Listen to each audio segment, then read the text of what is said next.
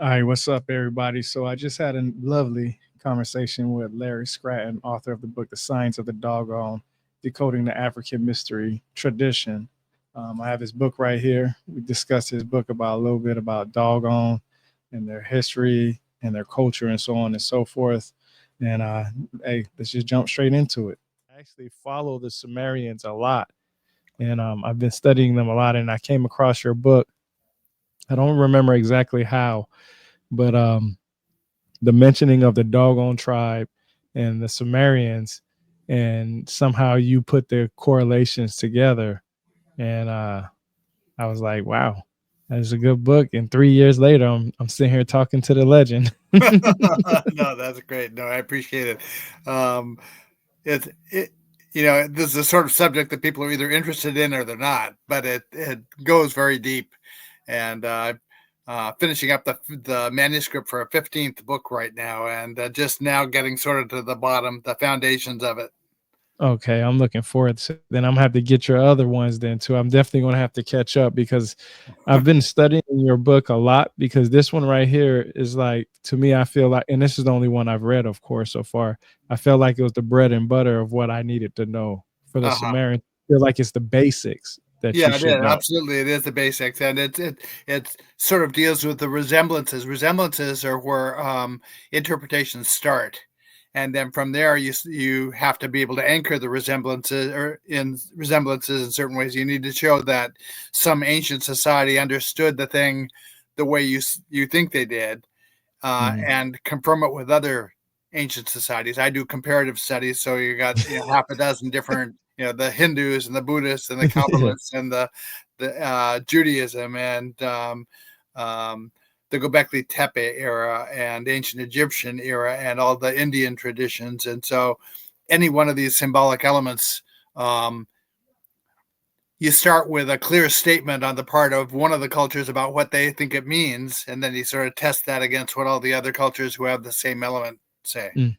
Right, right. And it's interesting you say that, because I like to call it comparative study discussions when I talk to other people about what they learn, instead of calling it a debate or an argument or something. I like Right. to call it a comparative study discussion. So Oh, that's interesting you say that. that's terrific because I mean, when somebody makes a claim that I think is controversial, the first thing I do is I say, okay, let's presume that's true. What would you say is the top reason why a stranger should agree with you?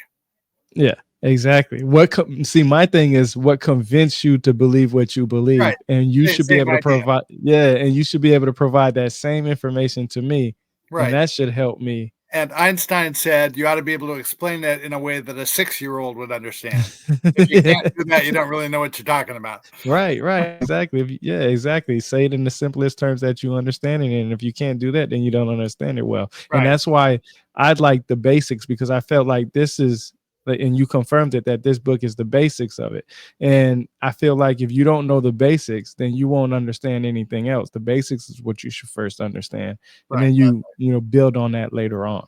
That's right. And actually, that's how Einstein went about things, that he started with qualitative understanding of what was going on. He would play these little mind games with himself. What happens if I'm sitting on a moving train and tossing a ball up in the air? What happens to that ball? And then Right, right. he would make judgments based on what he could observe about what must be going on with energy. And then he tried to prove that mathematically. Right, right. Yeah, exactly. And I've been reading a lot of physics books from physicists, from Max Planck to Einstein to George Lemaitre and Fred Hoyle and so on and so forth. Right. And what I like to do, and this is what I did with your book, I like to go through every book that I've read. And you see those little tabs that I have on there all the way Yeah, I do around? the exact same thing. I do the exact same thing. Here, I can get a book. Wow, man. Sitting here Because talking to the you legend. you wanna get back be able to get back to the important points, and you don't wanna have to waste your time reading through the whole chapter, to get to them. Man. And actually, I use 2 levels of tabs. I'll tab the important things, out of the side of the book, but when it's a really important point, I'll also tab it at the top, and then Oh that my way I God. can. Let me show you what I do. So I didn't have to do this through yours, because I almost did every single page, but I do it Yeah, like that sometimes. I just started doing that probably like 2 weeks ago, because I was taking that idea, what you was just saying, because I was just putting my tabs all over. But I was like, if there was a page that I needed to know, or a paragraph or multiple paragraphs, how would I do that? So I always expanded on how I tabbed my books. I used to color code them at first, and then that became a hassle. Now, And then I just if you're interested in the 1920s and 30s physicists, the one that I recommend that you focus on is a Frenchman named Louis de Broglie, okay, Brogie. okay, Okay, he was a colleague of Einstein's, and in 1927, he published a seminal paper that was highly praised by all the top physicists. As a matter of fact, it became the foundation for Schrodinger's quantum theory. mhm, In the paper, what he basically does is he demonstrates that the stable orbits in a hydrogen atom for the electron correspond to the points of resonance for two energies. okay, Okay, now this paper was quickly disappeared. It was never even translated into another language other than its original French for almost 100 years, until wow, finally a Quebecan physicist published a paper in 2018 pointing out that this very important paper existed. mhm, Um, and de Broglie wrote a book called New Perspectives in Physics that lays all of these concepts out as if to a layperson, trying to explain things in terms that you or I are going to understand without understanding all of, having to be able to parse out all those mathematical formulas, mhm, explaining this is why this perspective superseded that perspective, and this is why this other point of view didn't hold up, and just put it in plain English for you and sort of gets you into the mindset of what we should be talking about in terms of quantum physics, which in the end is what the symbolism is all about. It all gets down to how creational energy works. right, right, right. That's interesting. I'm gonna have to get that book now because I definitely been reading a lot of books on physics lately and quantum mechanics and stuff like that. Only because it seems like everything is in every idea about our science and religion and mythologies. There's always a connection between them. So Right. Yeah, definitely. yeah. There's another physicist I'd recommend, a guy named a British physicist named George Gamow, Gamow, Okay. who does the same thing. He took the time to write books aimed at a non-technical audience to try to explain all the concepts to them. And sort of when you do comparison at that level between what the physicists have to say, suddenly I'm going to these books to demonstrate that what the symbolism indicates is true is Mhm. actually scientifically reasonable. Yeah. Right, right. Yeah, absolutely. Because these theories can get out of hand sometimes if the right people don't, try to verify the information. And that's what I like about this book here that you wrote in your mythology, because one of the first tabs that I actually found, and it's so interesting that you say that, because you said one lesson that you learned over time was to question the consensus wisdom of mainstream reference Yeah. sources. Yes. So I that mean, actually goes good to what you just said. Literally, just goes good with this tab, that's because right. You have to allow the possibility that you have 100 different sources saying such and such is true, and the actual truth might not agree with that. And Mhm, you have to be open to that possibility that what everybody believes is the case isn't the case. With right. quantum physics, the whole world believes you get down to the quantum domain and everything is probabilistic, that there's no deterministic events happening. It's not causal. The way, that on the level you and I live in, if I drop a ball off of a table, it's going to fall to the floor and bounce. Well, Yeah. quantum physics, they say, there's only a probability that it's actually going to fall to the floor. It's not that falling to the floor doesn't really track uh, a path for the ball. It's only a possible path for the ball.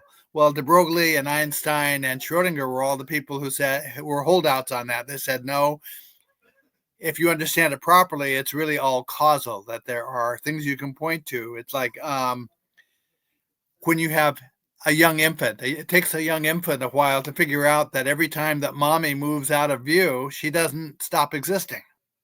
Yeah.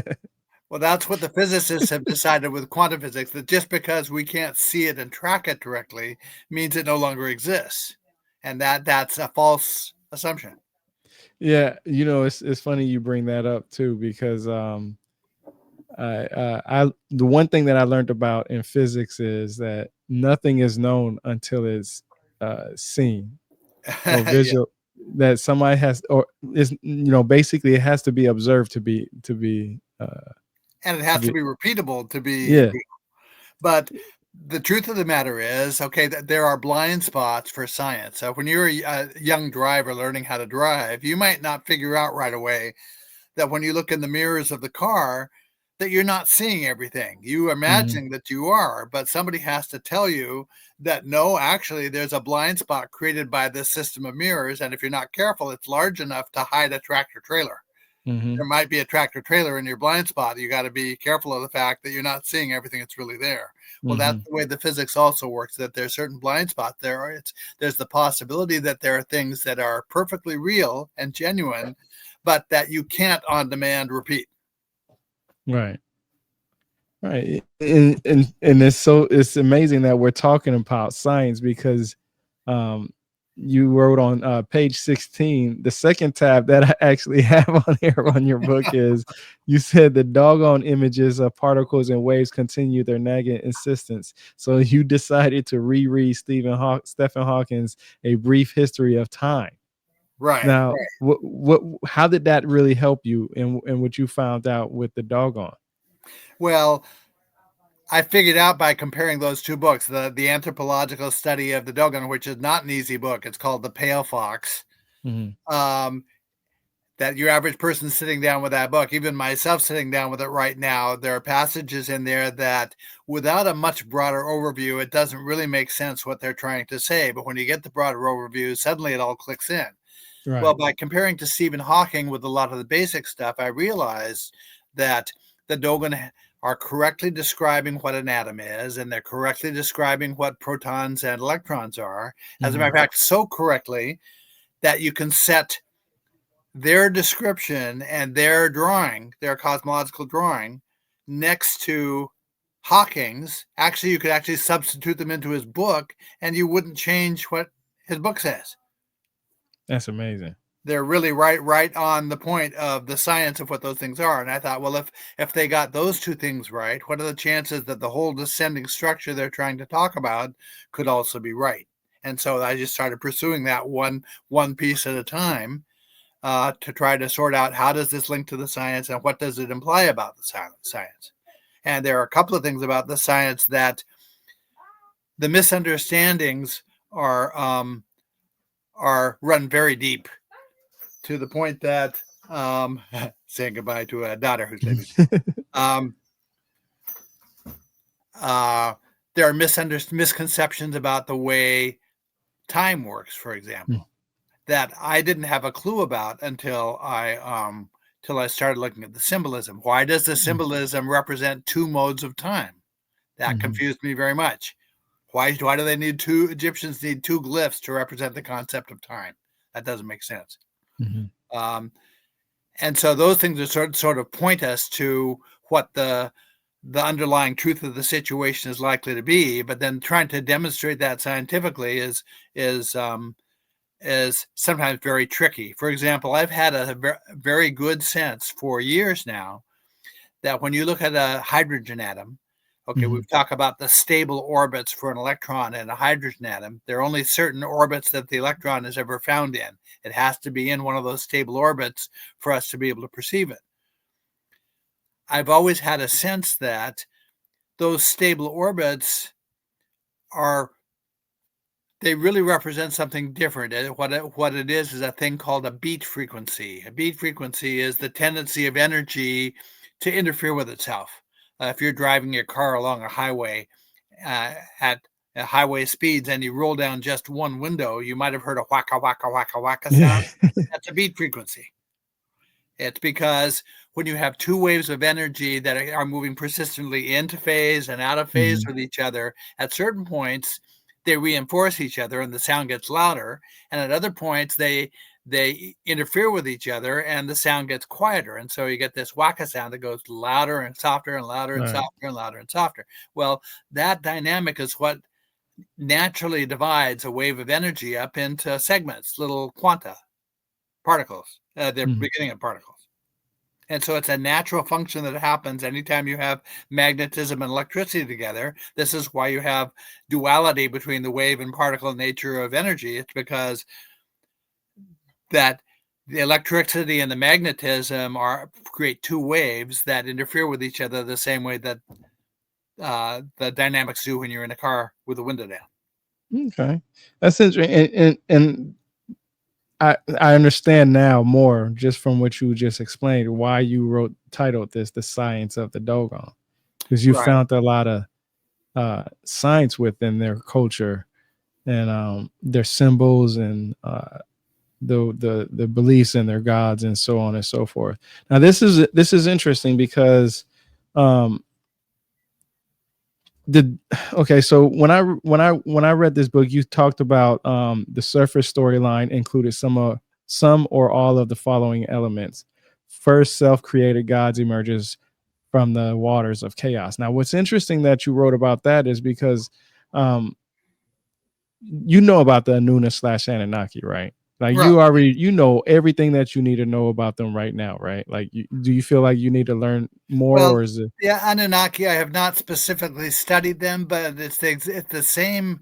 All of these ancient traditions come out of one common source. right? Okay. Um, the perspective is that in ancient times, this is given by the Buddhists and by the Dogon and by a bunch of other groups. Mm, Perspective is that way back in time, a group of very knowledgeable teachers mm-hmm. deliberately presented a civilizing plan to humanity. They presented it globally, and that Mm-hmm. civilizing plan was primarily focused on teaching us agriculture, but the skills of agriculture were closely tagged to a scientific cosmology that's talking about how creational energy happens. And so everything was presented in terms of metaphors. You know, the way you plowed a field was symbolic of the way a function of energy happens. The way you'd even lay out a field is symbolic of the way energy lays itself out. And so the idea was that a tribes person, when they came out of their hut in the morning to do all the things they normally did during their daytime life, everything they did would tend to reinforce the teaching they'd had in the science, and that would help keep the science correct down through the generations. Okay. And this is why I asked that question because that's basically what I understand too. So our basics are pretty much similar. Right. Um, So the Anunnaki come out of that same tradition. So without having actually studied in detail um, um, what's going on with that tradition, I have a ballpark view of it because I know that they were instructed by the same groups that instructed the ones I've studied. mhm. Let me ask you, where do you think they came from? The Anuna slash Anunnaki. Okay, I don't have a lot of these questions we don't have to guess at because certain of the ancient cultures give you flat answers to these things. The Dogon are famous for that. The Dogon Mm, priests understand their own symbolism. They mm, know where a thing came from. From my point of view, if anytime we have questions about these creational energies, if I can't bring it down to a specific why, I don't know what I'm talking about. mm, The Dogon priests are the same way. They lead by saying, "By the way, folks, this system is objective science. We're talking okay. about actual science." It also rests on a philosophy in India called Samkhya, where the first time it was written down, the author of that document said, "Folks, this is objective science. We're not. It looks like symbolism. What we're talking about is objective science." Mhm, So we want to know where the teachers came from. How did a group of knowledgeable teachers um, be in a position to do that? The Dogon flatly say that what happened, God, this gets complicated. Um, okay, let's back up a little bit. What what we're dealing with between electricity and magnetism is sort of an evolution of the two energies together. It creates a continuum, and it mm, moves between two different states. And the states are very simple. In one state, magnetism is dominant and electricity is dormant.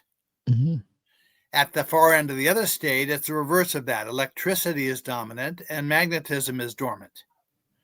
Okay, and over the course of that continuum, the energy self-differentiates into domains. The Dogon say there are 14 domains, but those compared to, if you know anything about deep ocean water, Yeah. if you go to the deepest parts of the ocean self-differentiates into zones, biological zones. The kind of life you have swimming at the surface is very different from the kind of life you have crawling along the floor. Mm-hmm. And you have every other kind of life in between, depending on how much sunlight does it need, what water temperature does it like, what water pressure does it like, and so on. Now, there's certain creatures, like a whale, that can cross between all of those biological zones. They have no problem at all. But there are other creatures that can't move out of the zone they're in. They're restricted to the one zone they're in. So just as with humans, if we try to go into very deep seawater, we can do it. But what we have to do in order to be able to do it safely is we have to find a way to equalize the pressure. And so we go down in a submarine where the pressure inside is much less than the pressure of the water outside. And before we can move outside, we have to step into an airlock where we equalize the pressure. And then when we open the door of the airlock, it's safe for us to step out into the water. Same thing in space, that if we want to move into space, the pressure inside the spacecraft is much greater than the pressure outside. If we want to move out safely, we have to step into an airlock, equalize the pressure, and then we can cross over into space safely. Well, Right. the Dogon perspective is the same thing happens with these domains of energy, except that we're not dealing with water pressure. We're dealing with differences in the pace of time. And so we have a cycle of time. You might be familiar with it. In India, it's called the Yuga cycle, where the pace of time is progressively shifting. And you can think of that as an hourglass, where you have a lot of sand at the top of the hourglass and it's slowly filtering down into the lower globe. And at the midpoint of the cycle, you have the same amount of sand in the bottom of the hourglass as you have in the top of the hourglass. And at that point, if we were talking about water pressure, you would have equalized the water pressure. You would have equalized the pressure. Same thing with the time frames. As you're shifting that sand, shifting these energies, you're shifting the pace of time. You're progressively slowing the pace of time down. And so at the midpoint in the cycle, which would have been around 3600 BC, the time frames on both sides of the scale, on the energetic side and on the material side, equalize. And at that point, it becomes theoretically possible for a form of life that exists in one of these other domains of energy to move across into our domain. And that's what they're saying their Dogon teachers did, that they began as an energetic life form. As a matter of fact, the very same energetic life form that we're seeing in the skies above New Jersey. You've seen pictures of all those energetic orbs. Mm-hmm. Somebody seemingly had been sending up all these man-made drones to distract us from the energetic orbs, which are the real story. The Egyptians call them Aku orbs. Ak means light, and Hu means the foremost part of light. It's a monopole or an orb of energy. It's plasma. The Dogon call them Ogo, which is just sort of a bastardized version of the term Aku. And according to the Dogon, these orbs of energy, which exist on all sorts of scales, an electron is an orb of energy. Our sun is an orb of energy. The Sirius stars are orbs of energy. These are all termed Aku orbs.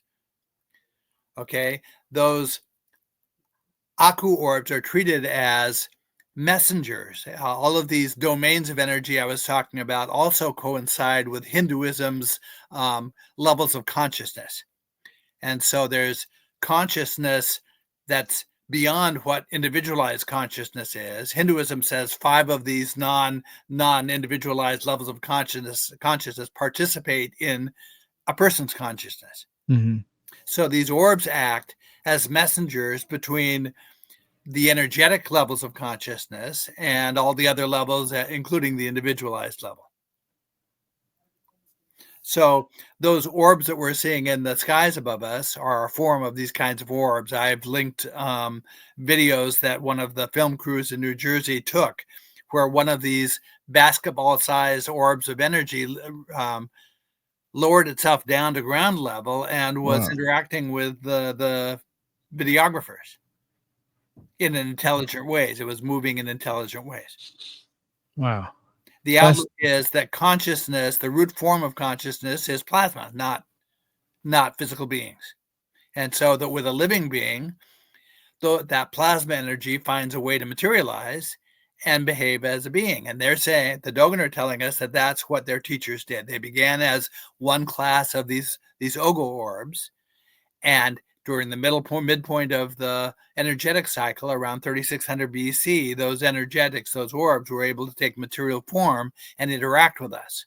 In the Old Testament, when Moses is on the mountain preparing the tablets with the 10 Commandments on them, the Israelites are around the base of the mountain, and they're given strict cautions. Don't approach too close to the mountain because there are bad things that can happen to you if you do, because the energetics are not safe. The anthropologists who study the Dogon said that their energetic teachers were concerned about the possible bad effects that could accrue to us from too much direct contact with them.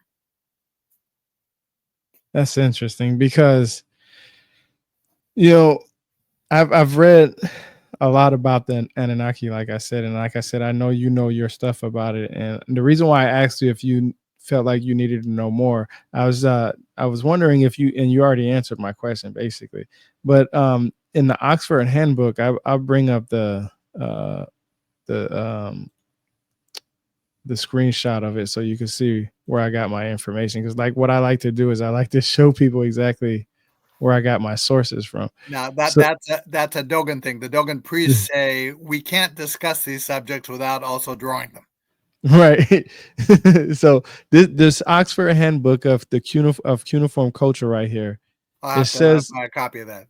yeah, it's a really good book. It says right here, according to Mesopotamian tradition, these big fish are the companions of the god of wisdom, Enki, Ea, who dwells in the depths of the sea. They regularly emerge from the sea in order to teach mankind the cornerstones of civilizations such as agriculture, kingship, justice, and writing before the flood ended their coexistence. Now, when I read this book, right, or when I read that book right here, the one I was just telling you about, this one right here, the Oxford Handbook of Cuneiform Culture, I immediately, when I read that part, I immediately ran to my library in my house and grabbed your book, because I remember that tab that I just read where you said, first a self-created God emerges from the waters of chaos. I was like, I remember him talking about the seas of chaos. So I immediately read that, and luckily it was only the third tab in already, and I was like, okay, that is something that is amazing to me, because I don't really hear about, you know, the people talking about the correlations of the Anuna / the Anunnaki and the Dogon tribe, right? You're Right. like, I call you the legend for a reason. Well, okay, the Dogon are telling us that water provides us with an objective pattern, a model of what happens with energy. And science agrees with that. All of the scientific terms that relate to energy, like the flow of electricity, all of the terms they're using to describe how energy behaves are water terms. Mm. And there's a reason for that. There's a reason why water becomes the pattern. It's because, in effect, at bottom, the entire structure is built on the dynamics of a hydrogen atom and the dynamics of water. When energy first materializes, it materializes in the form of three monopoles, two magnetic monopoles. And when you have two magnetic monopoles, that's a tiny proton, and one electrical monopole, which on a tiny scale is an electron. So those three monopoles together produce a proton-electron pair, which is the basic unit of materializing energy.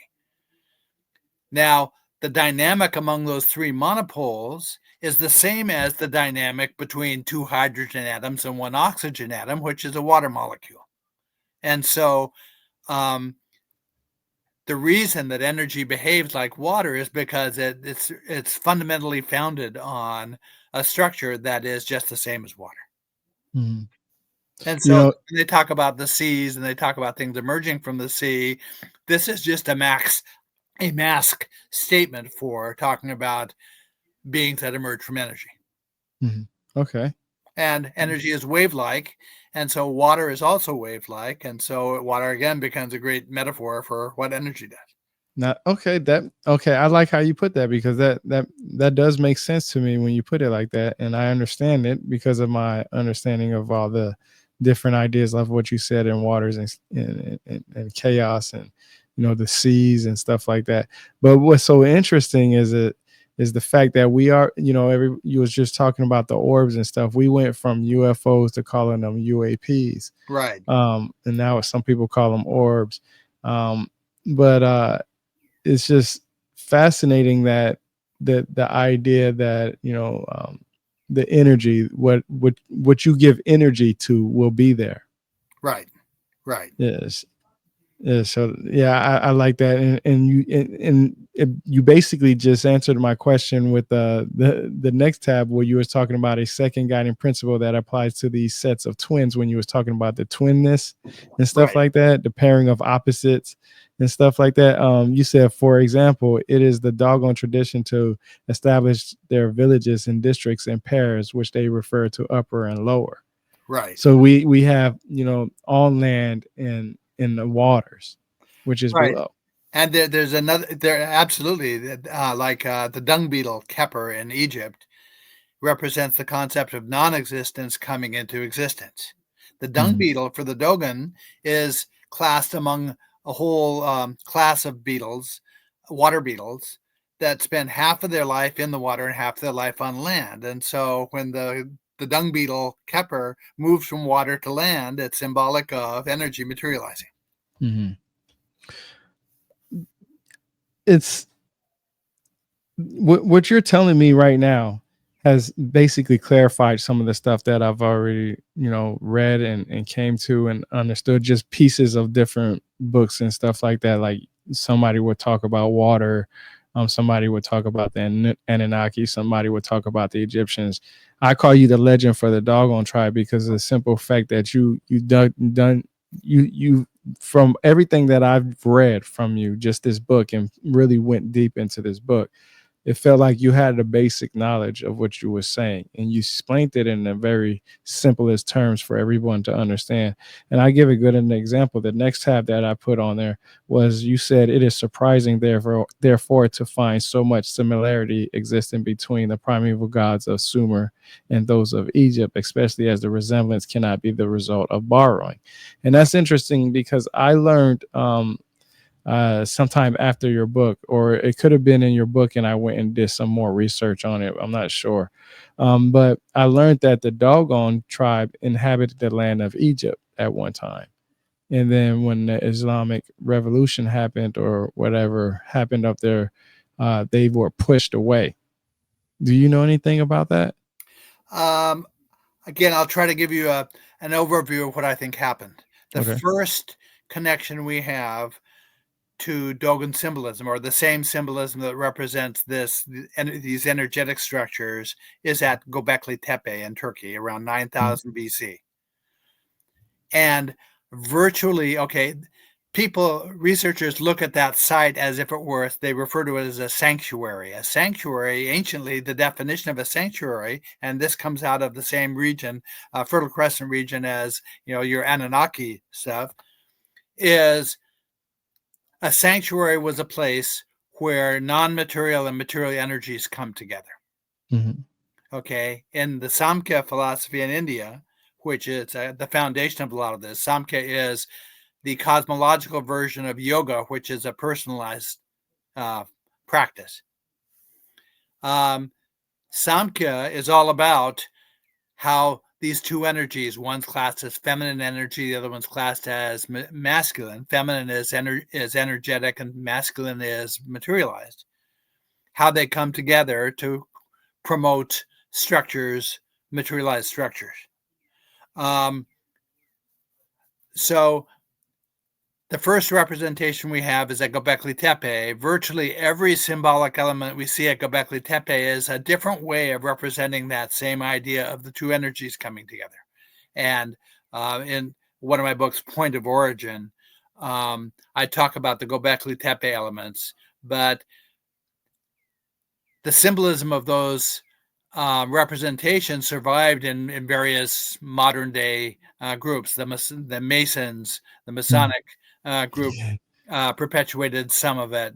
Some of these other ancient cultures perpetuated other aspects of it. But in every case, you can demonstrate that the symbol as is represented there at Göbekli Tepe is focused on that exact same concept, the concept of two energies coming together to materialize.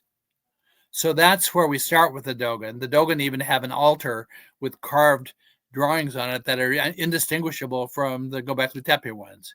Mm. So we know for sure that the Dogon go back to that era. Wow. Okay. So you're saying that the Dogon go back to the era of Göbekli Tepe. That's what you're saying?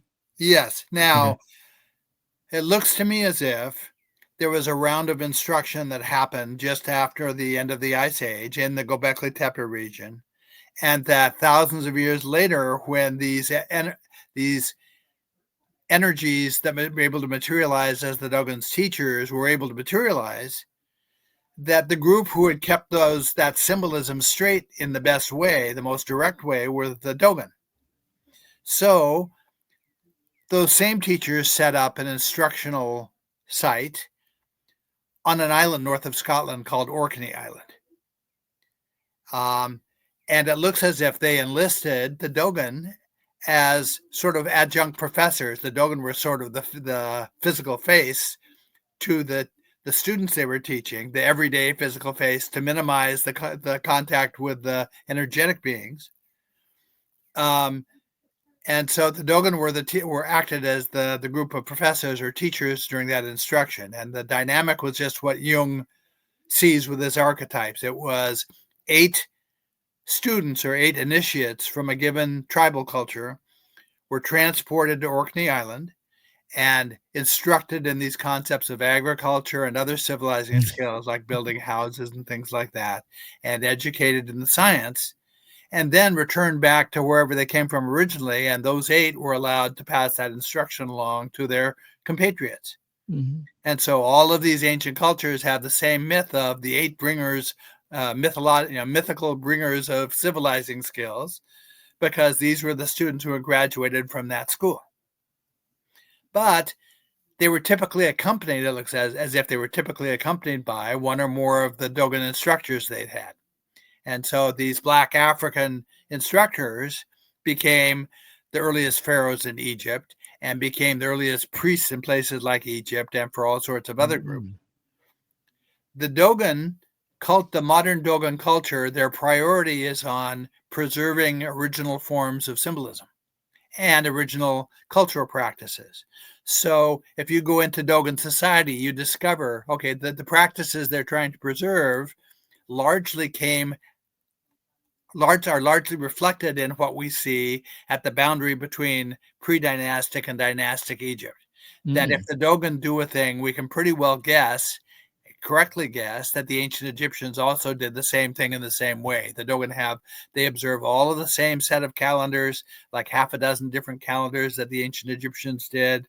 A lot of the Dogon words are ancient Egyptian words, although the Dogon never adopted a system of writing.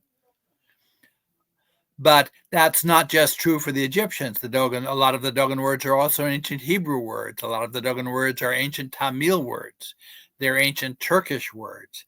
In fact, some of them connect through the language of the Orkney Islands to ancient Greek words. Wow.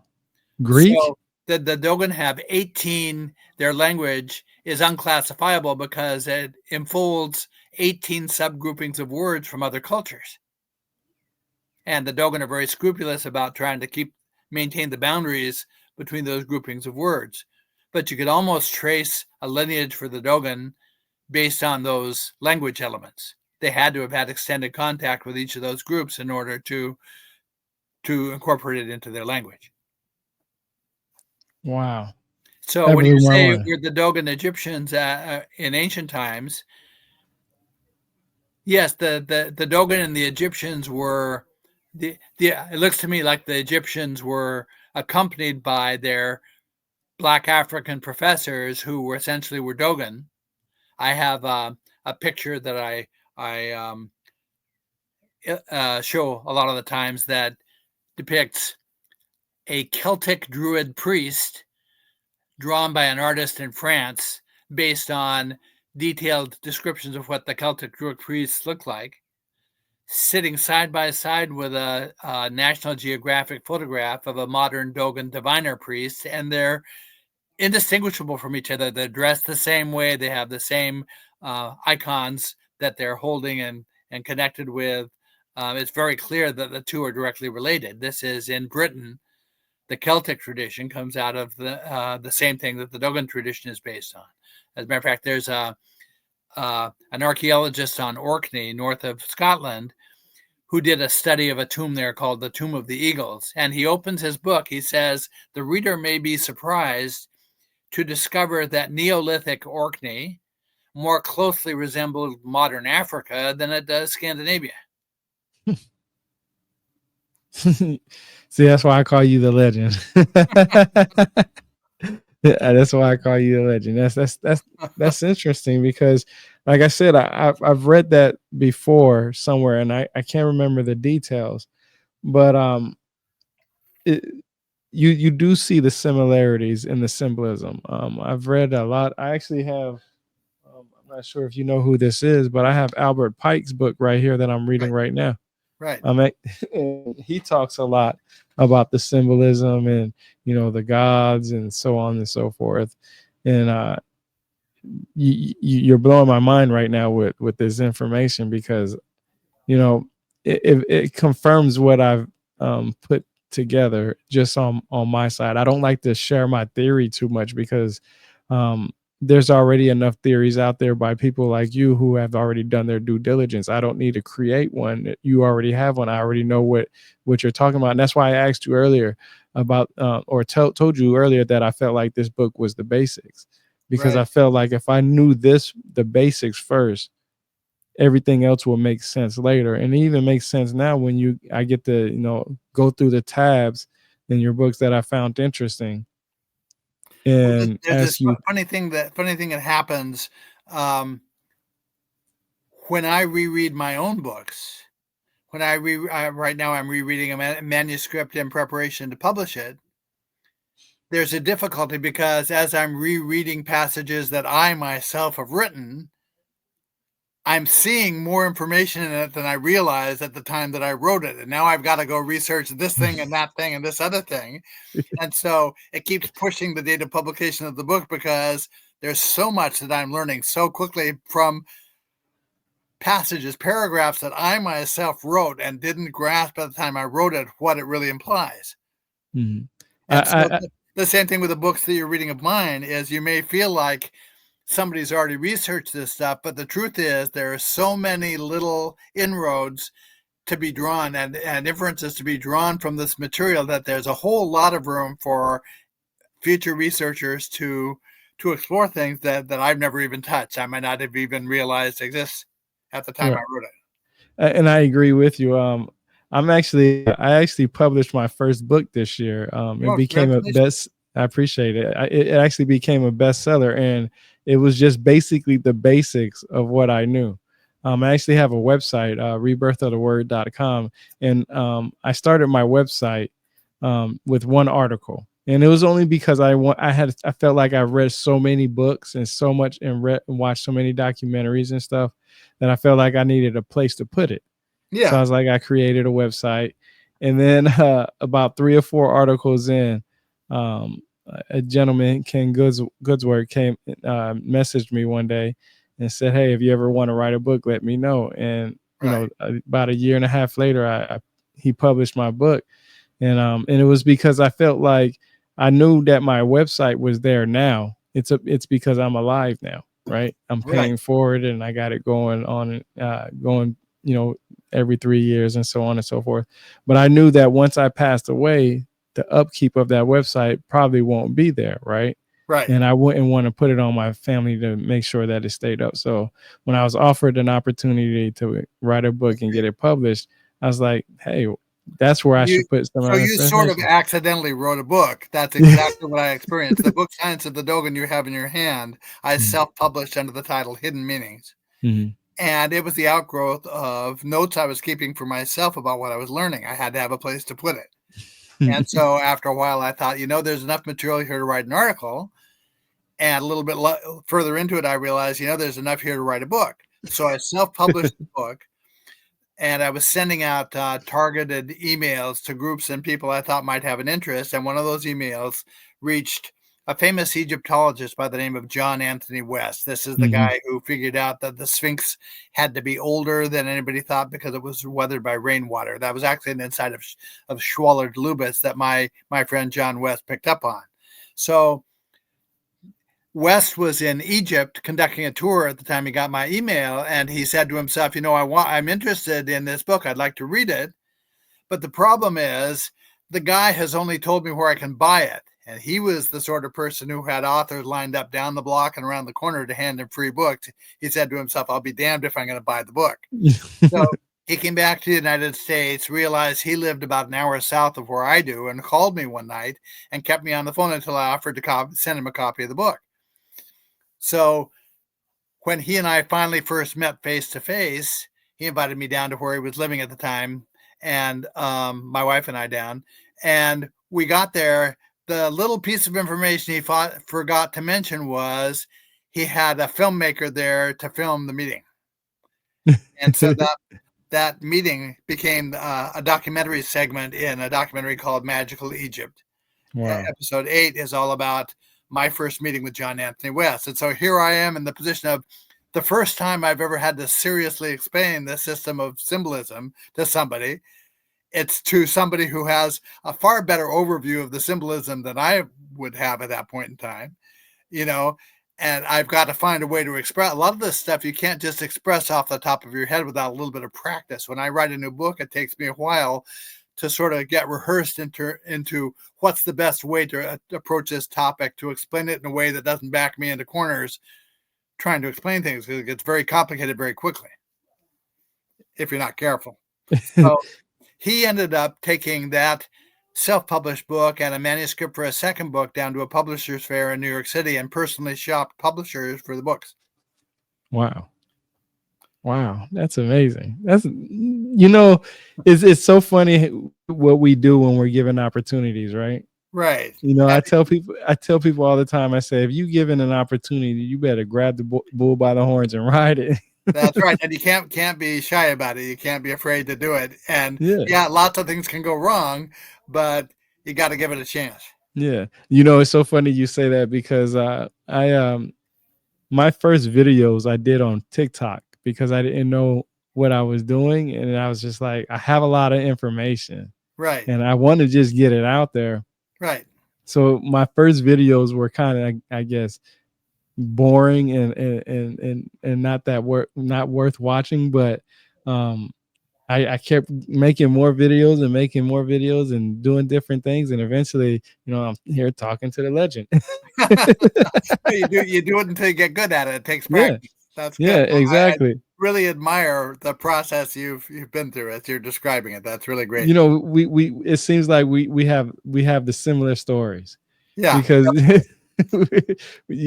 how you wrote your book, how I wrote my book, and how we got into this. Yeah, very similar.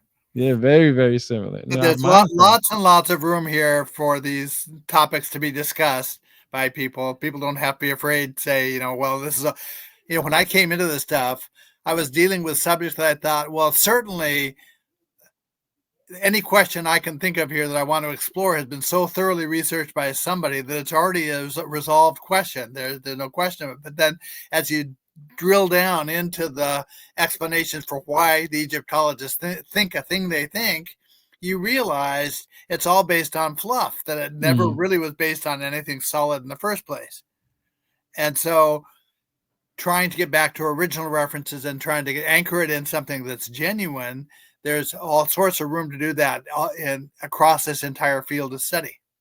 One thing I love about the community of researchers like yourself that I'm connecting with is it's a very generous group, and everybody, as a rule, tends to be perfectly willing to share information with each other. And when they find something that they know is somebody else's field of study, they'll pass it along. And there's no sense of proprietary stuff here. It's not like academia where, oh no, my reputation's going to fail or my next job I'm not going to get because somebody scoop me on this piece of information. That's not the way this community works. It's a Yeah. bunch of people who are genuinely trying to cooperate with each other to get down to the bottom of what all this stuff is about. That's why I like to call it comparative study discussions, Right. Yeah. because not all we can't. No one person can read every single book or No. watch every single documentary. So we have to take a piece of the puzzle and work together. You know what I mean? We have to put those pieces together to get the whole picture, Right. and And we even won't the know. Dogon material gives me enough of an overview of things that I can now read Heisenberg critically. I can point to things Heisenberg says that make absolutely no sense. And I realize it makes no sense because the symbolic system says something that contradicts him. Mm-hmm. Same thing. There's a Hindu metaphysicist named Rene Guénon, who is the go-to guy for Hindu symbolism. I have a go-to guy for Buddhist symbolism who was always citing Rene Guénon, because when he's talking about any of this really deep metaphysical stuff, because Rene Guénon is the guy who knows what he's talking about. But because of the Dogon references and the comparative references that come out of that, I can read Rene Guénon critically. I can point to certain things he says that ultimately don't hold up, that it was something off the top of his head that he surmised this might be true, but it's off the mark. He doesn't get it 100% right every time. And I'm sure that's true with the things I say. You know, I look back at the books I wrote early on, like the one you're holding, and I surprised myself how close to on the mark I was of things as I now understand them. That I don't read it and squirm because, oh, gee, I got that completely wrong. I was careful enough that what I'm representing to be true in the end is in the ballpark of what's actually true. You know, that I'm glad you said that, because that's why I wrote my first book on the basics. It's called Journey Through the Origins of History, and it's my journey through the origins of history. And I titled that because of the simple fact that in my journey, as of now, this is the information that's accurate. Later on, you know, this book makes it to 100 years in out there, the information may change. Right. So I tried to stay with that's why I always hound on the basics.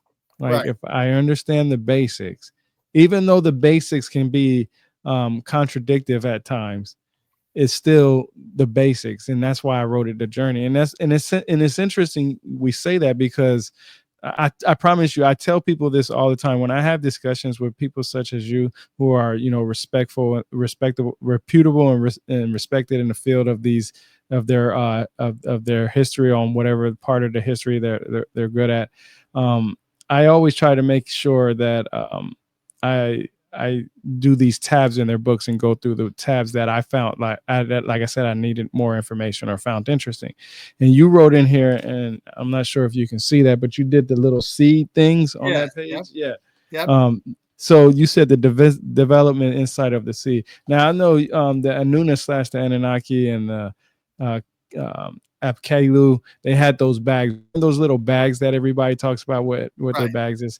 Right. Well, I was reading a book from Maximilien de Lafayette, and he actually gives it a name, and I should have brought it up. I forgot to bring it up on the screen, but he basically references those bags as and I'll do it when you're talking. I'll bring it up. He references them as an agriculture. Basically, they put their seeds in there, their herbs, their whatever you know, kind of plants or whatever they needed for whatever reason. It's basically an agricultural thing. And like I said, I'll bring it up in there.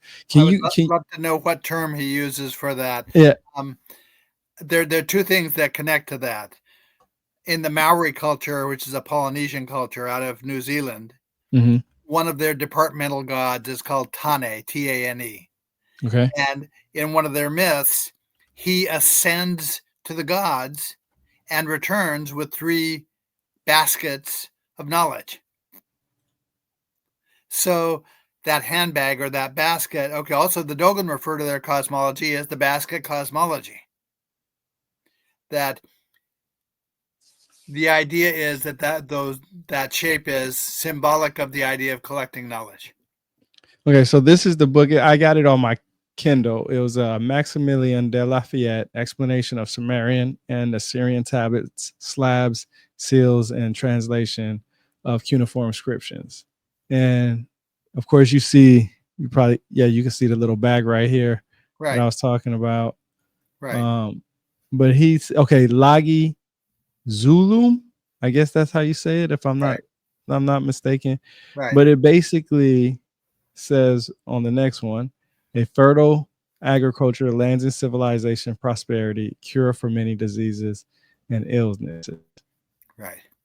And then it just goes into, it talks about the eagle-headed deities, and then it talks about a cylinder seal that they found at 3200 BC. So, and the Zulum means date, which is, I guess, the date that they hold in their hand. Uh-huh. And then the Gishimar, here, I'll try to make it bigger. Gishimar, right here, which Right. means a date palm.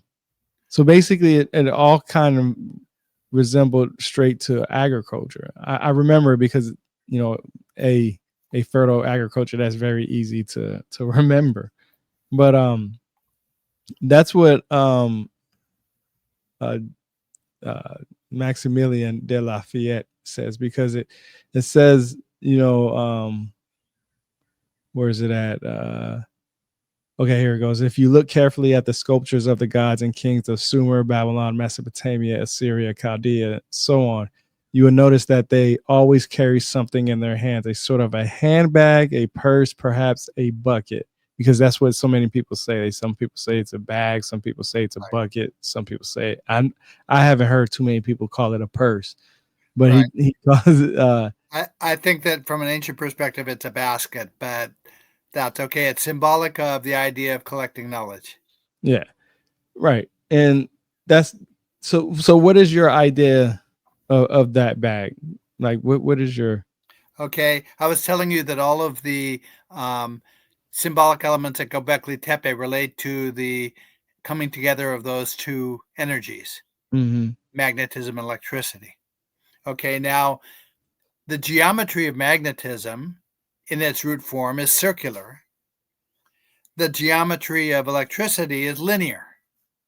And so a circle becomes a symbol for feminine energy, for the non-material aspect of this, mm-hmm, and a square becomes a symbol for the materialized aspect of it.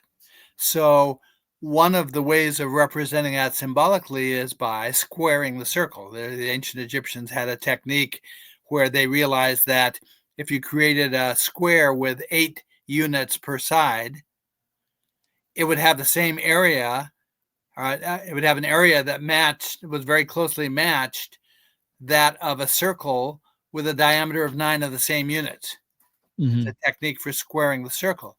Squaring the circle becomes a metaphor of those two energies coming together. Now, those handbags, which first appear at Göbekli Tepe, you see 3 of them, have rounded tops and squared bottoms. It's a way of combining those two shapes together. It's a symbol. Ultimately, it's a symbol for those two energies coming together. But those two energies coming together represent a whole bunch of things. From the Dogon perspective, a single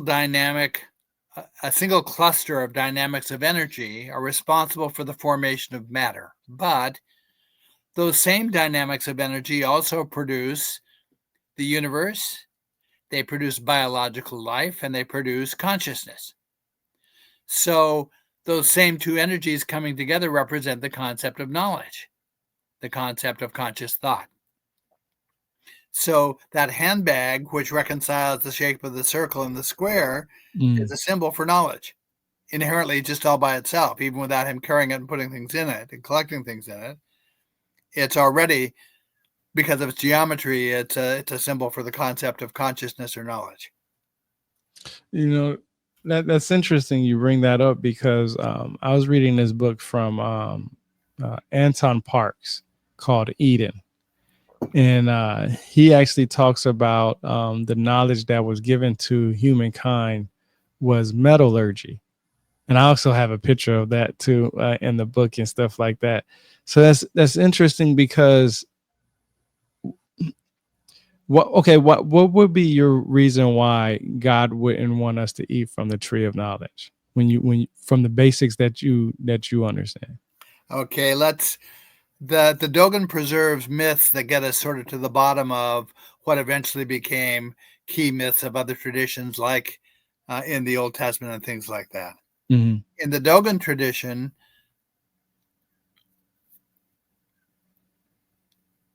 it's difficult, tricky to explain. One of the myths centers on a garden, like the Garden of Eden, but the tree that is at the center of that garden, they say is a palmyra tree. A palmyra tree is a kind of a tree that has a large, like a breadfruit-sized fruit. Mm-hmm. And when you open it up, there are 3 seeds inside of it that are symbolic of those 3 monopoles that I said energy first materializes in. It's the tree of knowledge because those 3 seeds are the entry point to understanding how creational energy works. It also was that fruit was one of the first, according to Dogon, was one of the first things that people actually ate to sustain themselves. In Buddhism, the tree of life is a date palm, just like you mentioned, but that is known for entwining around the palmyra. And so their relationship between these 2 trees is the relationship of electromagnetic energy that entwines with itself the same way. You So, know, I'm sorry. Go ahead. No, go No, ahead. I'm sorry. I'm sorry. I'm good. Go ahead. So anyway, so that's the basis for it being the tree of knowledge, is that that this is the entry point into those energetics in a couple of different ways. Now, the idea that knowledge was forbidden doesn't come out of the original myths in any way. Okay. That's a later overlay that happens, and in the Christian era, where it looks as if a second group was doing everything they could to undermine the instruction that had been provided by the earlier group. Just cut their And legs so underneath them. where Christianity defines an opposition between good and evil, the Dogon have an opposition between truth and error, a very non-judgmental statement. So the idea is that if I'm your student and I propose an idea to explain a symbolic concept and I'm not right about it, I'm wrong about it, the only thing that error implies is that I need to make another try at figuring it out. Nothing about good or evil. And if you don't have concepts of good or evil that way, you don't have a concept of heaven or hell. These are later overlays that got imposed on the symbolism after the fact by what looks like a group that did not have the same sincere relationship to our best interests that the first group did. That's interesting. That's interesting because the number 3 is found in a lot of mythologies. Yes. And I, what you're saying now, I got to go back. I got to go back and look into this one book and see what Godfrey Higgins says about it, because he talks a lot about 3s in there, 3s and 7s actually. Yeah. And go ahead. Okay, in the Dogon tradition, 3 is the symbol of the male, the number of the male. Mm-hmm. 4 is the number of the female. 7 is the number of life. Now, genetically, the chromosome that defines a man is a Y chromosome that has 3 branches. The chromosome that determines femininity is the X chromosome, which has 4 branches.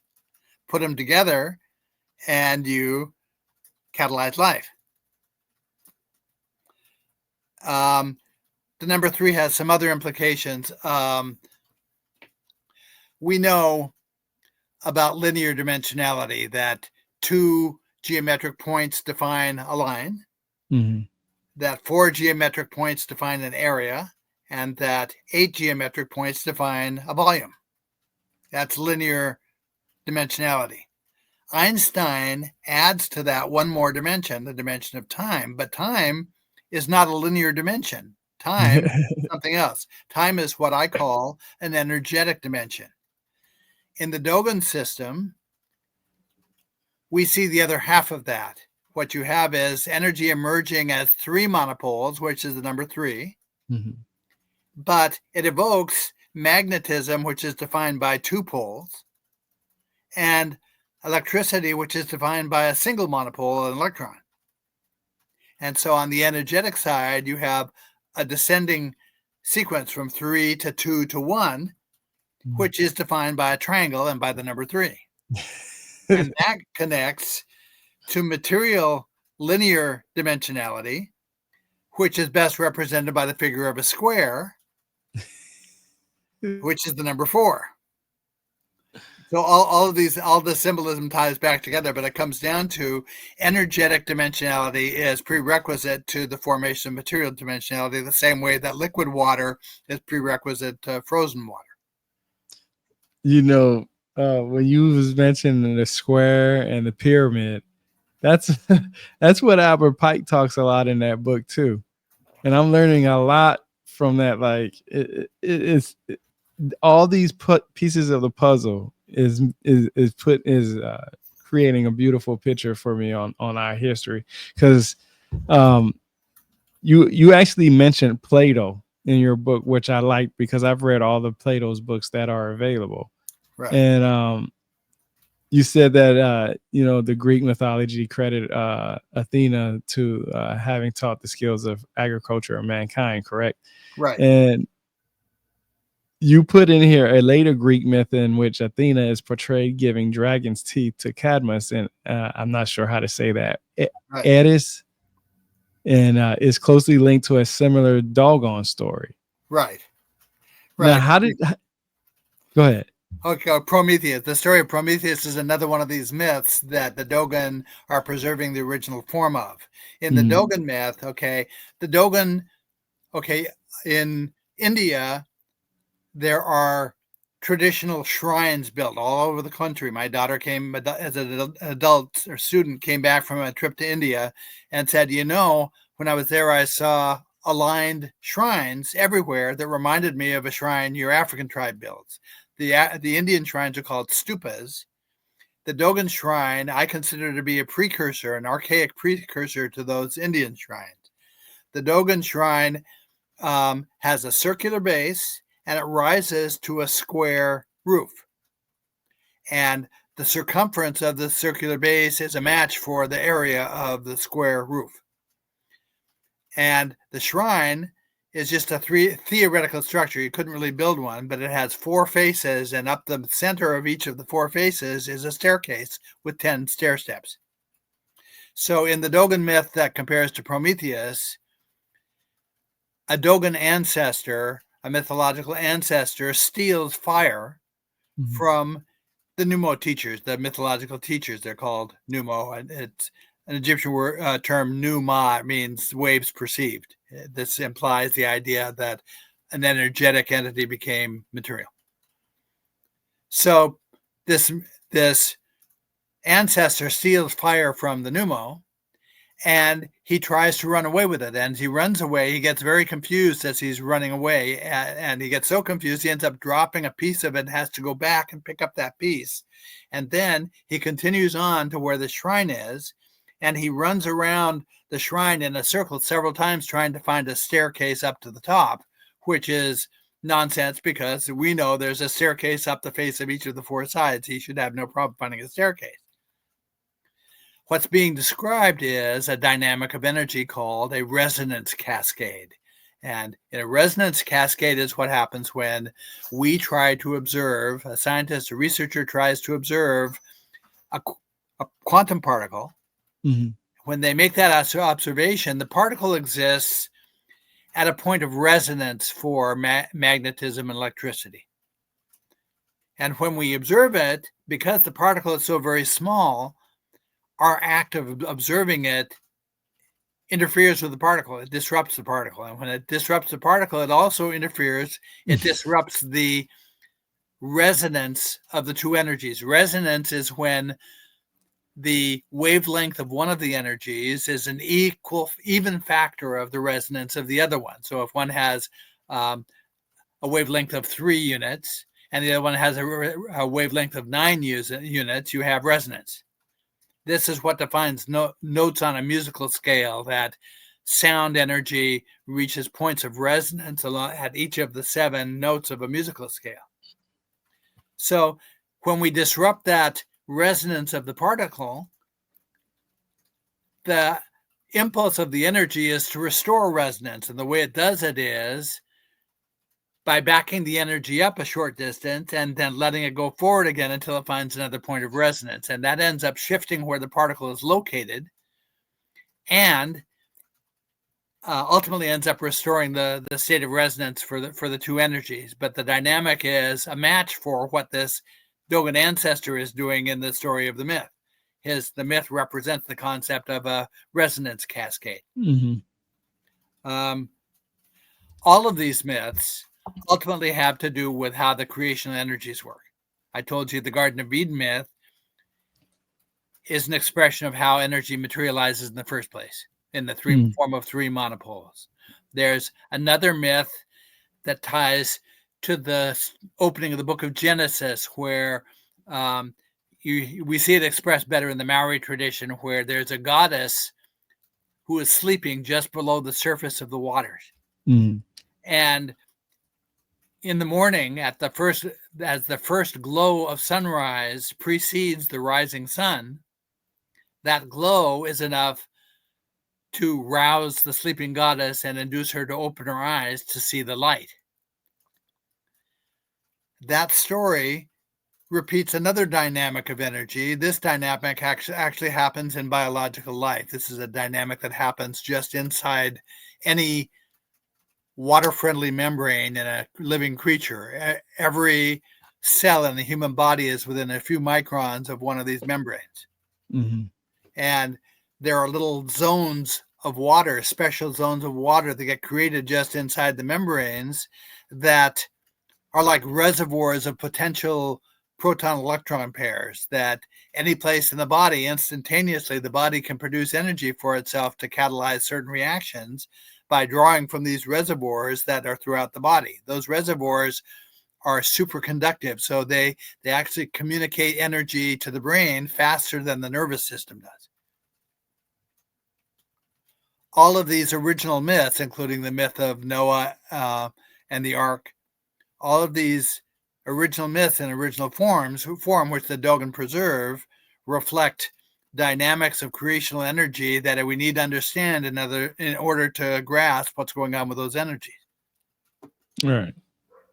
Right. And I'm telling you, I understand more why you titled this "The Signs of the Dogon," because symbolism is a language that everybody can understand with just the simplest ways of putting them together. We know what an atom looks like. We don't have to, if we're all physicists and study it, we don't even have to be. You can take a picture of an atom and show somebody, hey, this is an atom, or a picture of what an atom might look like. When they see it again, they'll know that's an atom. Right. And Buddhism calls those adequate symbols. Adequate symbols are symbols that reflect actual shapes that can be observed in nature with the right technology. And just as you say, almost exactly in your words, anybody with a technological mindset will immediately recognize what's being represented. And so the meanings of those symbols can't be lost. No matter what happens with the initiates along the way, someone in the future like us, who we're the target audience for this, is going to immediately understand what the symbols are talking about because they recognize those shapes. Yep. Yeah, exactly. And and that's why I feel like our writing system, because I know that the Sumerians are considered the first civilization because of their writing system. Right. But Their writing system actually is an evolved form of what originally was more like the Egyptian hieroglyphs. yeah, exactly. And I'm glad you said that, because that's exactly what I was going to say, that if we consider the Sumerians the oldest civilization because of their writing system, the ancient Egyptians have a much older writing system of that type. Right. Hieroglyphics are literally a pictographic script, no Right. different than the cuneiform that they use. Right. Now, let me tell you something about those hieroglyphs. If I had perfect knowledge of what I was doing as I was trying to sort out what the heck the hieroglyphs were about, I would have started with the ancient Egyptian word for a week. like a 7-day week for us. Mhm. The Egyptian word for a week is a very simple word. It's written with 2 glyphs. The first one is the sun glyph, which is a circle with a dot in the middle of it. It can represent the concept of a day. Mhm. The second glyph is an upside down U. It's the Egyptian number 10. And so Mhm. I looked at that word and I said, symbolically, this word says 10 days to me. So I did some research and I discovered, what do you know? The ancient Egyptians observed a 10-day week. Oh, Here, wow. the simple form of the word that expresses the concept of a week conveyed knowledge, correct knowledge to me about the Egyptian week that I didn't know before I saw the word. Mhm. The ancient Chinese word for week, hieroglyphic word for week, was formulated exactly the same way, using a sun glyph that was originally round with a dot and the Chinese number 10, and they also observed a 10-day week. In other words, we have eye-to-eye comparability between the earliest Chinese hieroglyphic words and the earliest Egyptian hieroglyphic words. This is all the same system of writing. That's interesting because 10 is the number for perfection. Right. There's a reason for that. I was talking about the continuum of energy that divides up into 14 domains.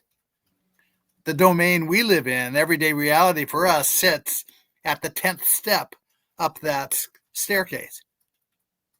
And so 10 becomes important for a number of reasons, but cosmologically it becomes important because that identifies where we're at along that continuum. Mhm. That's amazing because it also is the X, which in Hebrew is X marks the spot, the tau, the Right. tab or whatever. Right. Um, and even the Masonic Lodge, they that 10 is the perfection. Right. And you said when we was talking about the number 7, that's in reference to Pleiades. And what's so interesting about that is that that has to do with agriculture also. Right. That literally has to do with a lot of, so you see, and that's why I say the symbolism to me is very important. I was reading this book called Signs and Symbols, and I can't remember exactly who it's from. It's like Alan Churchward, I think it is. I can't remember Uh-huh. exactly. Right. That sounds right. Yeah, he in that book, there's the symbolism in there is amazing. Right. And I actually, when I was talking about Godfrey Higgins, he was a Mason, supposedly a 33rd degree Mason, who wrote these books called Anacalypsis Volume 1 and Volume 2. And he wrote these in 1833. And Right. he takes um, the symbolism all the way from, the Mesopotamian time frame all the way throughout the whole entire world. Right. And Because back in those days, the goal of the researchers was each one of them entered this saying, hey, the culture I study was the source of all this stuff. And so Mhm. then they embark on this quest to try to demonstrate how they were credibly the source of all the symbolism. Mhm. But invariably they bump up against contradictions where their perspective doesn't hold up. And so you have all this whole slew of researchers who all tried to do it, starting with different cultures at their beginning point, and they all failed at it. And the reason they failed at it is because no one of those cultures was the starting point. This was an instructed tradition that they all benefited from. It'd be as if you and I had the same math teacher in high school in different eras. And we meet Mhm. at a party and we realize, hey, I know all the examples and all the little formulas and clever little mathematical tricks not because you gave it to me or I gave it to you, but because we both were taught by the same teacher years ago. Right. Right. You know, that's the other thing. With so many theories out there, people are looking for individuals who are, do their due diligence, or say, quote unquote, they do their due diligence in their research and stuff like that. Um, Let me ask you, how do you feel when somebody gets something wrong about the Dogon? How do you go about trying to clarify Okay, are you familiar with the board game Clue? yeah, yeah, Okay, yeah. in Clue, there's a scenario that's hidden away in a little folder that includes 3 cards that express the picture of the guy who perpetrated the crime, picture of the weapon the person used, and the picture of the room they did it in. And Hmm. so someone comes to me and they say, Colonel Mustard in the library with the candlestick, and I'm holding the candlestick in my hand. I show it to them and I say, I appreciate the perspective. It can't be that because I got the candlestick right here. Hmm. if I don't have one of those cards in my hand, I take their perspective at face value and I do Mhm. what you and I were talking about earlier. I say, what would you say in your estimation? I've been looking for the guy who understands this in a way I don't. What would you say is the top reason why a stranger should sign on to the way you see it? Because with that, we have a reason to endorse it. Mhm. And Yeah. so it may very well be that a person has a perspective on a thing that I've never ever thought of. I learn all sorts of things. I can't. I have probably half a dozen different things written down based on our conversation today that you've mentioned that I want to be sure to follow up on after I'm done because it looks at the thing a way I didn't look at it or points me to another source that might be important about it. Okay, that's what I tend to do with a person, and then that gives them the opportunity to walk me through it. I was a software designer by profession. I wrote custom business software for about 200 companies. And I would come across programmers who would have written a program where there was some kind of a logical problem in the program that they were having trouble figuring out why is it going wrong. And so I quickly figured out that if I would simply stand next to their desk and let them talk me through what their logic was, in a very short amount of time, they would find their own problem. And the Mhm. reason is because when you're just thinking through your rationale for something, you have a tendency to gloss past your own assumptions. But when you're talking it out to somebody, you can't do that. You have to explain the assumption.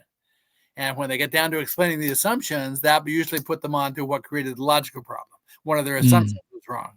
Same thing with any of this ancient these ancient perspectives is that when you give the person the opportunity to talk it through, they are more likely to figure out what they have wrong than I could ever convince them of if I were talking about it. That's interesting. I like how you put that. And I'm glad that you said that you took some notes because what I like to do is I always like to provide sources for everything that I talk about. So whenever I have discussions about the Dogon tribe, and I have a lot of discussions with different people about the Dogon tribe, I always tell them to go grab your book. Thank you. I promote your book a lot, and one of the things that I learned is because we talking about the Anunnaki, some people would place the different numbers on how many people were considered the Anunnaki or how many ancestors of the Anunnaki there were. And you talk about the 8 ancestors of the Dogon, and you mentioned the Enuma Elish and how they have 7 judges of the underworld and so on and so forth. And you just give this, you give and I like actually how you in this page right here, actually 118, you actually call it the Nuna. Um, so it was great to see that because you understand more than what most people that say they talk about when it comes to the doggone. I give you an example is because you literally put in what I understand the Anunnaki or Anuna are is which possibly means princely offspring, which that's interesting to me because you don't hear too many people use that term princely offspring. Some people will say they came from heaven or fell from heaven and stuff like that. There's different ideas. But um, there was this website, and I'm sure you're familiar with it, the Electronic Text Corpus of Sumerian Literature, where you can see and read the uh, the Sumerian text. If you're not, I can bring it up for you. Um, it's a really good website. Um, and this is where I actually learned about all the stuff for the Sumerians. So I'm gonna stop screen sharing that one and bring this one up for you. This website right here is the website that I learned about when it came to reading the actual text from the Sumerians themselves, or the ones that's actually translated. So like right here, you can type in Anuna, the Nuna, right? Right. And you hit go, and it'll give you everything that talks about the Anuna, like all the things that's translated. But this is what I learned. I used to depend on this website a lot at one time, um, but what makes it simple is they actually have a book, which I'm about to bring up for you right now. I'm gonna bring this book up for you. Um, because like I always say, I like to come up with sources and Right. so people can see where I get my information from. Right. It's called The Literature of Ancient Sumer. Right. And what I learned about the Anunnaki or the Anuna and the Igigi in there is that in this book in the back it says the Anuna is a collective name for the gods. Now that's interesting because we know that the gods are the Anuna are the ones who are responsible for creating humans, and there's different theories of why that happened and stuff like that. But what's interesting is the Igigi or Ijiji, some people call it, is a collective name for the great gods.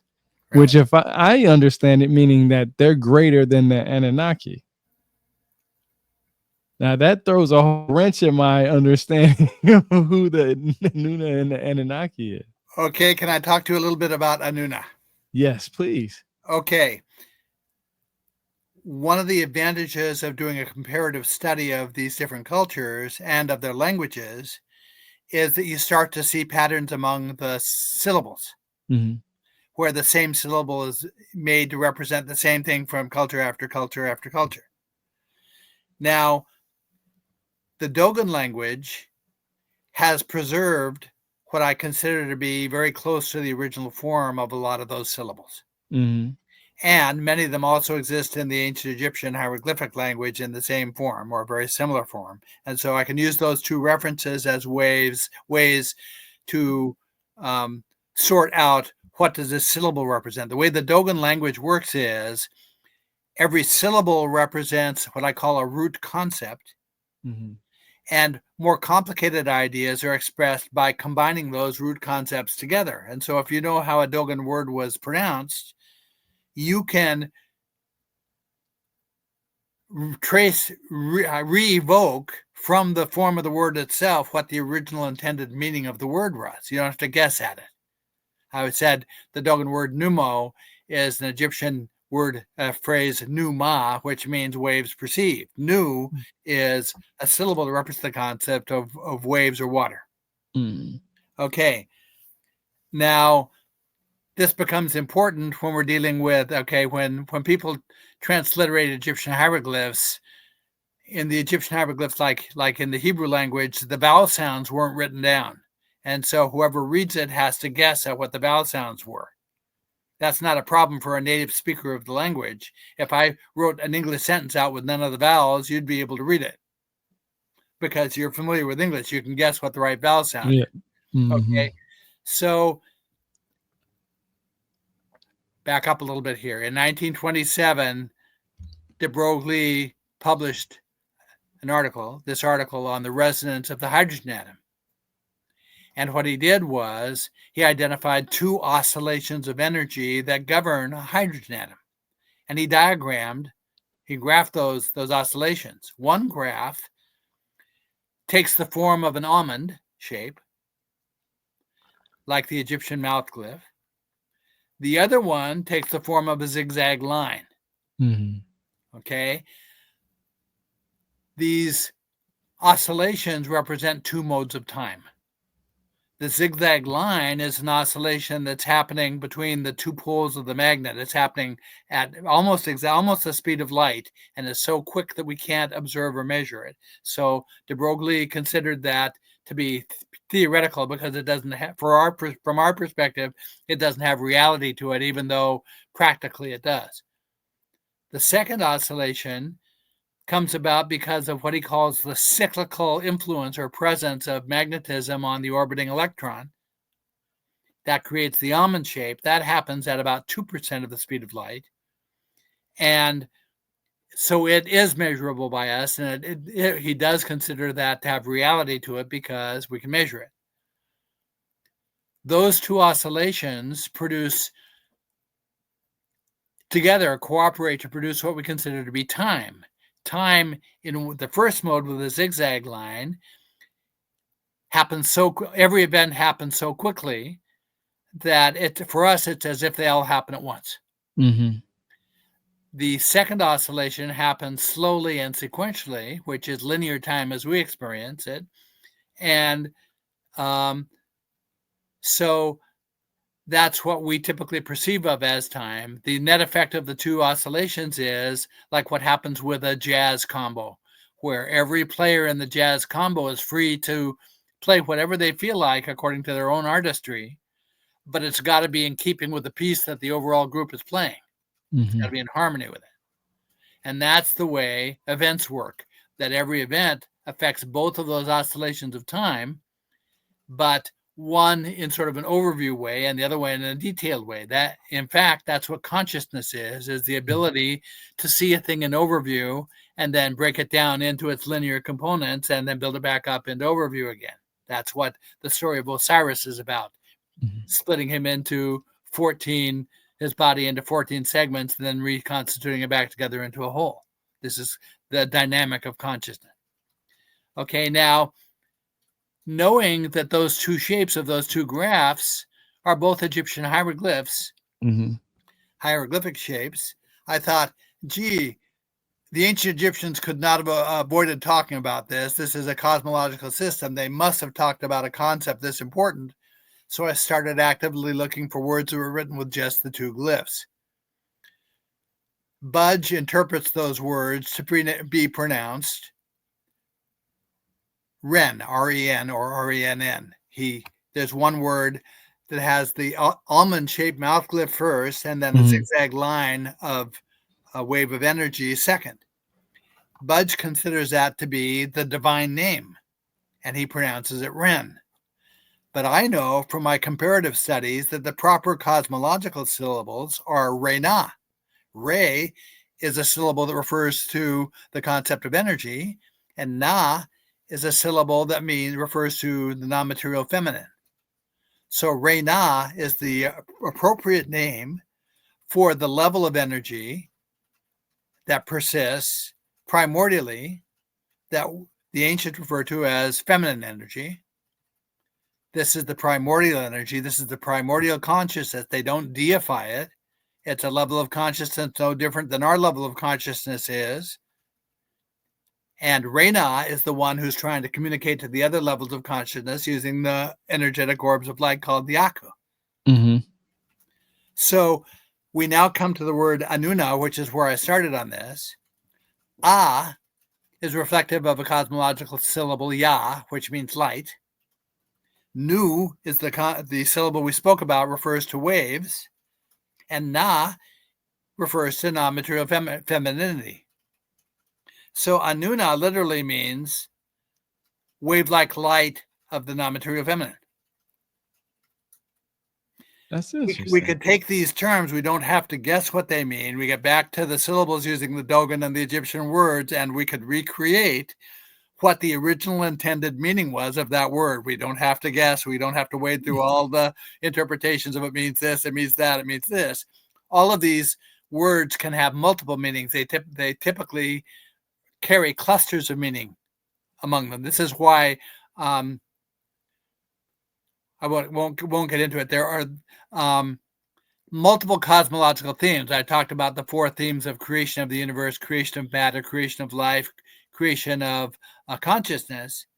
Every syllable along this sequence of syllables simultaneously carries meanings that apply to all 4 of those themes. There's not just a single meaning that associates with a symbol. They all have multiple meanings that are similar in effect, but they apply specifically to the subject matter that's being trying to be represented. So you can't ask, what does this symbol mean? You can only ask, what does it mean if we're talking about biological reproduction?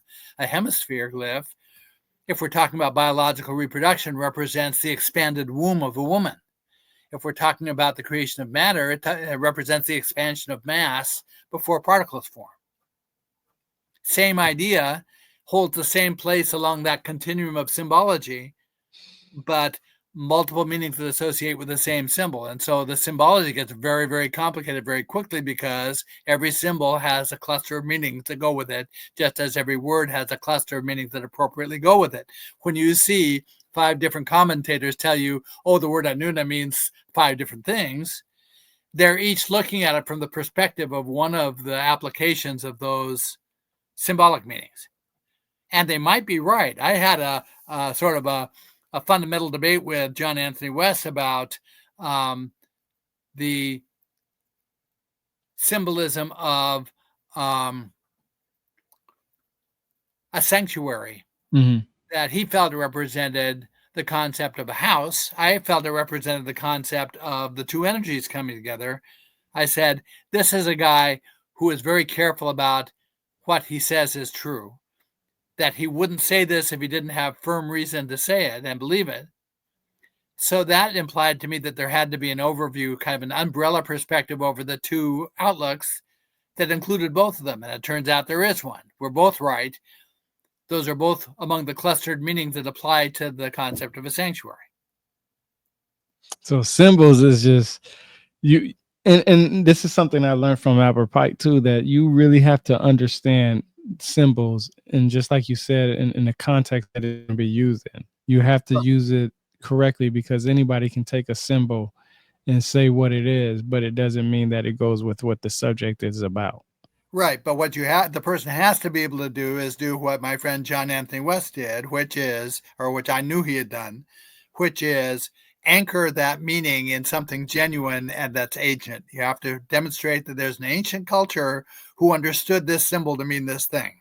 Mm. And you have to present that in a convincing way. When I ask you the question, who's the one who proposes this meaning for the symbol? If your answer is, I do, my response is, that's not a legitimate answer. If you can't point to an ancient society that thought that, you don't have anything. You're just making stuff up. You're looking at clouds and seeing a horse. Mm-hmm. And that's, I like to call that people like to create a new narrative. Right. They like to create new narratives based off maybe just a little bit of information that they have, and Right. they feel like it's correct. Right. And our brains are wired to make sense out of what we see. Yeah. And so we're trying to find a context in which this shape fits. That doesn't necessarily mean that anybody of any authority thought that. Right. Yeah. Yeah, exactly. You have to take your shoes off now and put those sandals on the way those people lived back then. Right. You have to think like them, and it's hard to do that in these modern times, but you know, that's what takes away from some of our knowledge, is that we base things on what we would do today. They would do something totally different than. I mean, they made milk and cheese differently. I mean, we still use the same concept, but it was made differently. Right. So, yeah, and we went over all the tabs that I was very interested in. Matter of fact, some of the tabs you were already hitting on before I even got to ask you or talk about it. And I wanted to go back to Gobekli Tepe, because you mentioned that, and I found a lot of symbolism through the Gobekli Tepe pillars and the Aboriginal Australians and their symbolism. Right. So Now I can demonstrate to you that the Aboriginal Australians come out of the same tradition. There are certain ritual practices that I consider to be signatures of the tradition. One of them is the use of a cubit as a basic unit of measure. It's a relative unit of measure.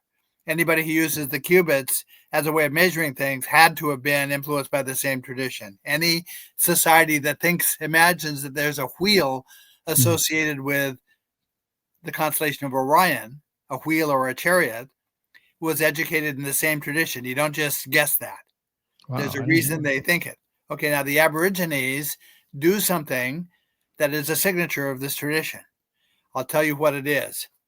In the early days, if you go to a place like Elephantine in Egypt, which is an island towards the south of Egypt, the south end of the Nile, at the origin of the Nile, from the island of Elephantine, you can see a mountain. You're in direct view of a mountain that looks like an elephant that's flying down. Okay. The mountain sits to the west of Elephantine Island. And so as the sun sets every day, if you watch it over a period of time and you move through the seasons, the placement of that sun behind the elephant moves. It shifts. It shifts further and further south till it reaches the point of the next solstice, and then it starts to move north until the point of that next solstice. That is expressed in terms of a single mountain. If you go to Malta at around the same era, you have the same thing happening from Hagar Quim, which is one of the sites on Malta, you have view of an island that looks like an elephant lying in the ocean, and the sun sets behind it in exactly that same way. They could use that as a natural calendar to determine when to plant crops and when to harvest Mm-hmm. crops. By the time you get to Orkney, the tradition changes. The tradition on Orkney is they found geography where there are two mountains and a gap in between those mountains. And the sun at the solstice is towards the north of those mountains. At the winter solstice, it's toward the south of those mountains. On the equinox, it sets squarely between the two mountains. This is giving visual representation to that zigzag line oscillation I was talking about with the hydrogen atom. It lets us visualize what's happening. The other half of it is the linear aspect, which is sunrise to sunset, which is also represented by the same geography. They're watching the sun set behind those mountains. The Aborigines out in the middle of Australia place their village in direct view of a mountain that accomplishes that exact same thing, but it's a single mountain. So because it's a single mountain, we know for certain that their tradition was established sometime around 4000 BC or before, not afterwards. If it had been afterwards, they would have picked two mountains. Okay.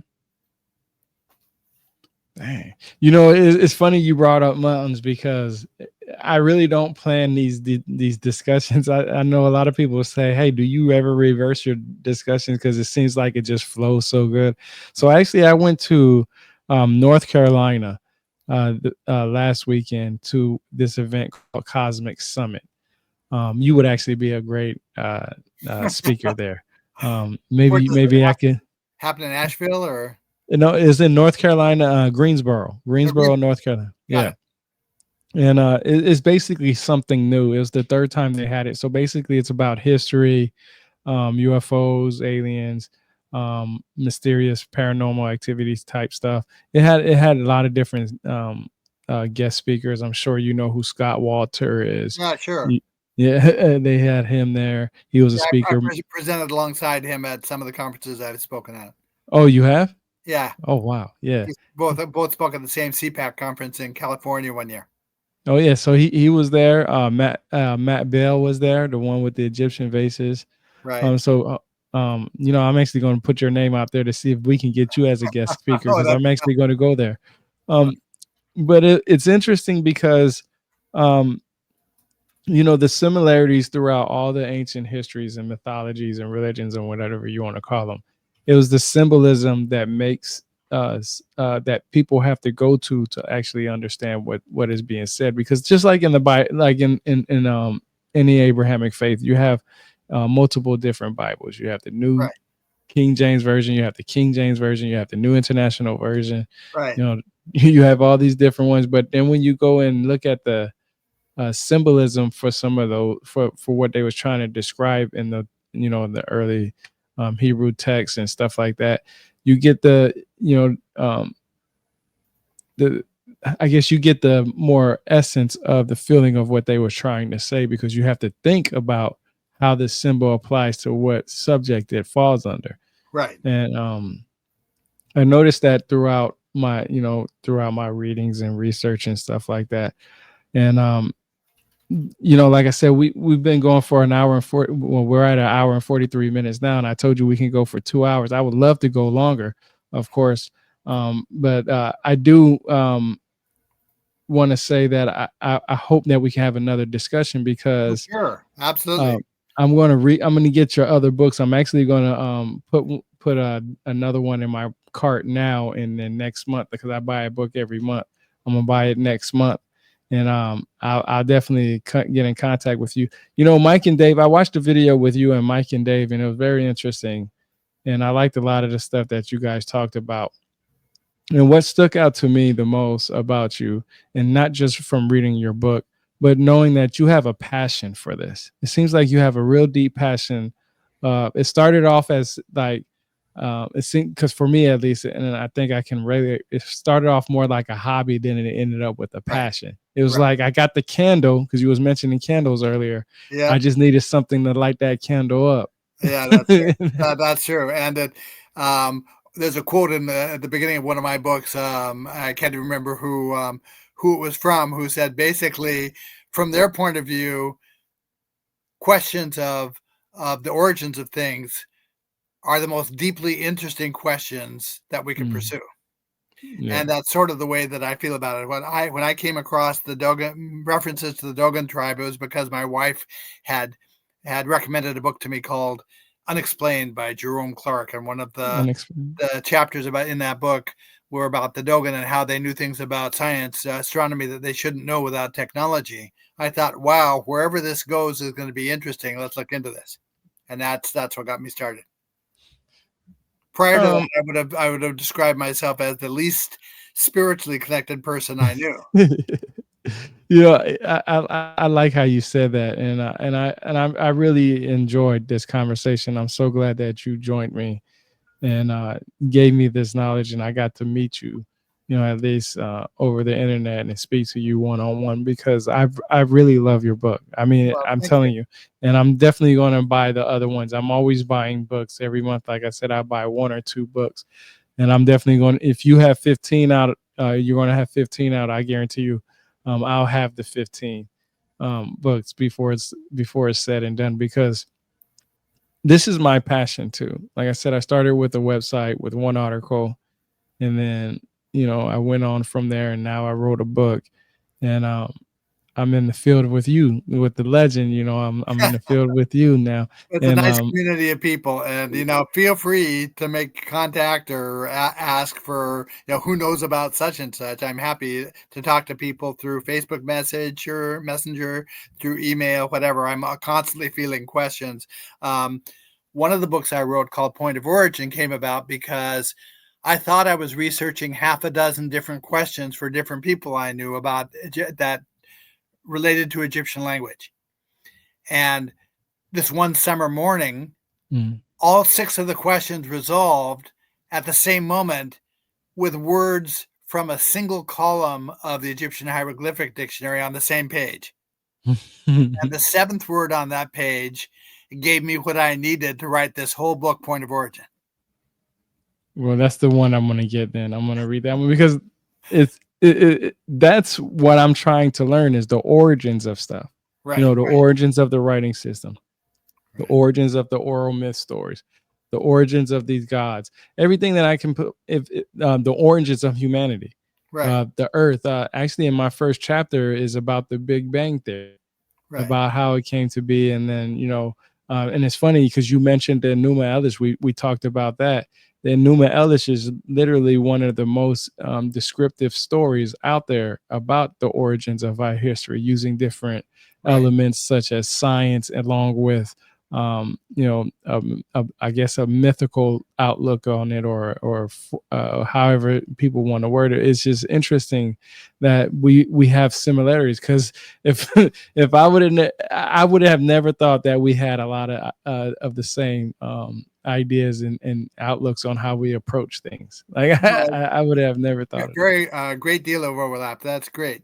I know, and a lot of the people who interview me, I mean, are interested in the subject, but don't really approach it with the kind of overview that you have, and that makes a difference because it affects the kinds of questions you're asking. It affects the kinds of references you bring into the discussion that directly relate to or expand on whatever it is we're talking about.